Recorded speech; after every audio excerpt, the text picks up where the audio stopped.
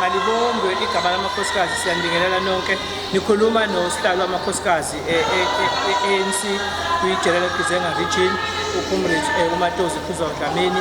Namhlanje sinombhidlango nje ukuthi sizwakalise ukukhala kwethu nokulimala kwethu njengabakhosikazi njengabantu besifazane ngoba sibona udlengulo kwabantu besifazane nezingane nokubulawa kwazo kudlangile.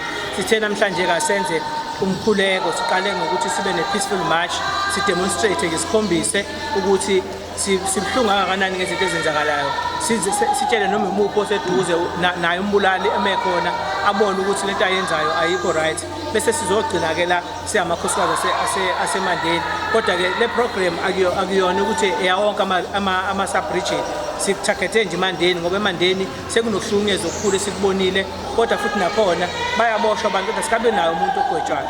So njengamanje-ke siyademonstrate, sizophelela la Sibusisiwe senze umkhuleko nje sithi phansi kokubulawa kwesifazane phansi.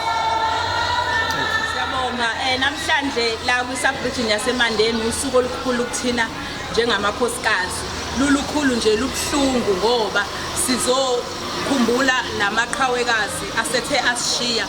Namhlanje sizobonisana siyamakhosikazi ukuthi siphi strategy singaphuma naso ukulwisana nalento ye-gender based violence. La eMandeni nje inyanga iyodwa sesibulala abantu besifazane abathathu, okuwukuthi kushuthi lesi sihlava sokubulawa kwabantu besifazane siyaqhubeka.